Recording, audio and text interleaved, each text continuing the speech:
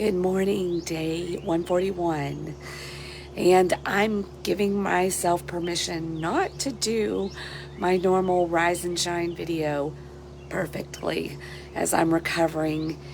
And I have pushed it a little too far the last couple of days, and I have paid for it. So I am gonna rest and use wisdom. Wisdom and perfection are not the same thing. That's what we're going to talk about today. And as somebody who studies the enneagram and uses it, we know that one of the deadly sins is, excuse me, is perfectionism. Also known in the enneagram world as kind of wanting to be right all the time, reform, perfect. Sorry. See, I'm going to have to keep this really short today. So, and as somebody who sits right in the middle of what's called the anger or the gut triad, the 8 and the 9 and the 1 want to get it right. They think they know what's right. I mean, because they feel it in their gut, like they just know. And anger is that common thread, which is interesting with the peacemaker, because the way we deal with anger is to suppress it, deny it. So that can lead to a lot of fun. And I'm married to a type 1, which is known as the perfectionist or the reformer. And so I have a really heavy one wing, because that's what we have in common. But I was like that ever before I even met him. I was very... they call, especially with women on the Enneagram, a 9 with a 1 wing is often called the good girl. That was my path to peace. Make everybody happy, follow the rules, do the right thing, be the good girl. And it's also known as the dreamer in Enneagram language, which is you're kind of looking for that ideal. Like, how can the world have peace and everything be right and perfect at the same time? It's just ideal. It's a dreamy place that I'm always like striving for, that balance of, So it can make things really interesting. But we are seeing the sunrise here. So let me pause, since that's part of why we come together. It's beautiful. It's going to pop up behind the trees over there. But I think we've got a lot of particulates in the air in the upcoming weeks, so I think we're going to have some really colorful sunrises and sunsets.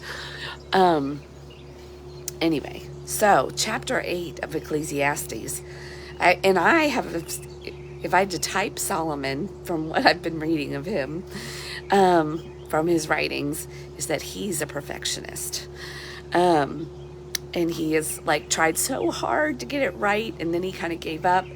So the flip side in Enneagram language is, or the system is, your two sides of the same coin. And the opposite side of the perfection coin is serenity. And they are also directly related to the enthusiast on the Enneagram. When they're operating from their higher self, or that flip side of serenity, they can relax and have fun. They can tap into the natural, joie de vivre that a 7 naturally just walks around, like bubbly and positive, and they can relax and allow themselves to have joy. And that's what you can really see in chapter 8. And I'm going to read it to you so you can kind of know what I'm talking about, especially... Look at me stabbing myself with my glasses. That's funny. He starts off chapter 8. How wonderful to be wise and to analyze and interpret things. Wisdom lights up a person's face, softening its harshness. So this is where you can kind of start to work. I think we're turning a corner here with Solomon. He's realizing, wisdom and perfection are not the same thing. And maybe true wisdom is accepting and realizing that imperfection is perfect.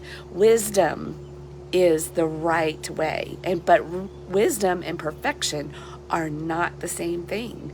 And when you try so hard to put wisdom in a box of right, perfect, rigid rules, it doesn't fit, because wisdom is blobby and nebulous and case specific and subjective and nuanced, because people are. And this is the struggle of the perfectionist, trying to fit imperfect people, messy lives that interact with each other, and, put it in a box, and then put things, even interactions, like, it just doesn't work. And yet they try and try and try, and that's why they can end up very frustrated. That's what the one struggles with a lot, is that underlying frustration that they build and build, because it's not right to walk around angry all the time. So they stuff it down too, and then they just erupt. So the stuff, frustration, and then blow like a volcano. Let me show you. Stop. Oh, it's going to be a really pretty one. It's so pretty. Yes, look at that beautiful sunrise coming through the trees. Anyway, we're going to skip down to near the end of chapter 8, where he said, in the search, let's see. So I recommend having fun, because there's nothing better for people in this world than to eat, drink, and enjoy life. And that way they will experience some happiness along with all the hard work that God gives them under the sun. Oh, he's starting to relax and realize, oh, this is part of being wise, is to also stop and enjoy the fruits of your labor, to have fun. God created all of the human emotions, not just righteousness and striving and trying, and that desire to get it right and produce, but to also to stop and smell the roses. I mean, one of my favorite moments that I had as a person with a heavy perfectionist bent was in a zoo many years ago, when I was standing and looking at it was in San Diego, and was watching like all the flamingos there. And I was with my son, who was, I don't know, like 2 at the time or something, 2 or 3.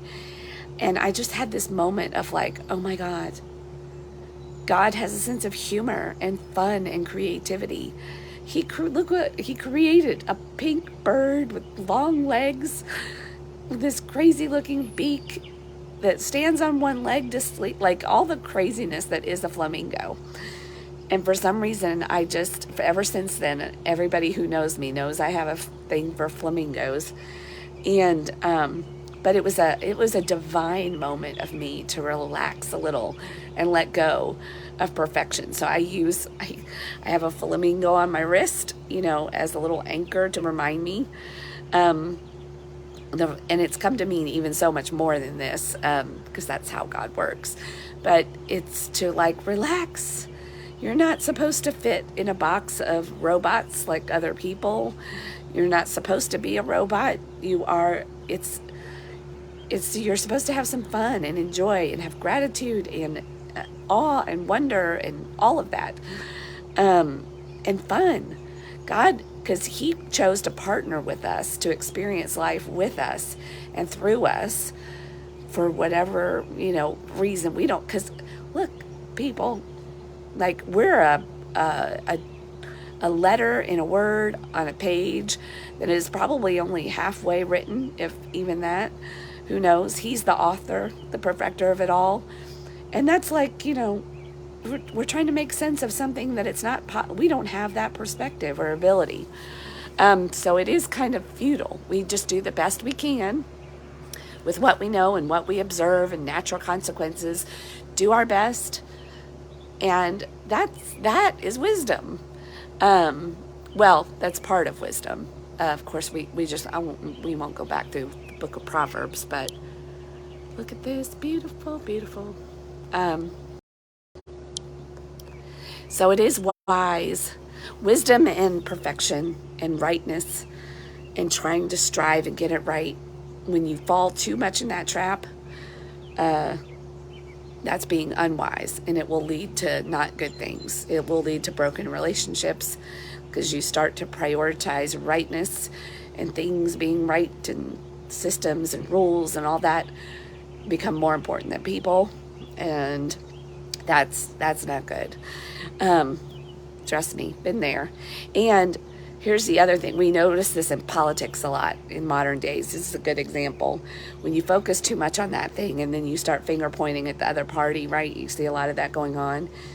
And then the very thing that they start accusing the other one of, and that both sides do this, the other one of, they are actually being that thing that they're accusing the other one of being.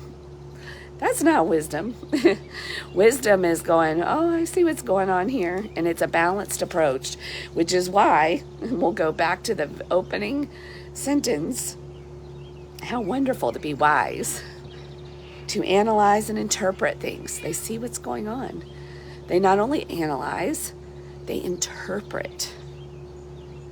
And interpretation is subjective. It takes in all the nuances and the grayness of what it means to be human. And then wisdom lights up a person's face, softening its harshness. Wow. This is why serenity is the flip side of that person, and the potential of the person that really struggles and finds themselves wanting to be right and perfect, and things to be right and perfect, and they try so hard and hard and hard, and the harder they try, it's like they just keep digging that hole, because the hole just keeps going, and then you're never getting it right and perfect. And anyway, I could go on and on. If you struggle with perfectionism, you're tracking with me. And fine, and then I'll go back to the very end of chapter 8. In my search for wisdom and in my observation of people's burdens here on earth, I discovered that there is ceaseless activity, day and night. I realized that no one can discover everything God is doing under the sun. Not even the wisest people discover everything, no matter what they claim. So the perfection is in the imperfection, and in the not knowing, and knowing that you don't know. That is wisdom. You're doing your best, and you also know that you don't know what you don't know, and that you'll never know it all. You're just doing your best, and you're trying to find this balance of hard work, fun, being right, being forgiving, being generous, not being greedy, like all, finding that to be that middle or the high side of whatever particular sin that you're struggling with at the moment. Hidden in those struggles and those temptations to go to the extreme, lean into the other. Anyway, look at there she is, the sunrise. Oh, it's going to be beautiful. Beautiful day. Maybe hot and hazy. I don't know. Anyway, it's going to be perfect in its imperfection. And I'm going to find a way to enjoy it and relax, even in my imperfect health condition today. All right. Have a great day. Rise and shine, my friends. We can do it together. Bye.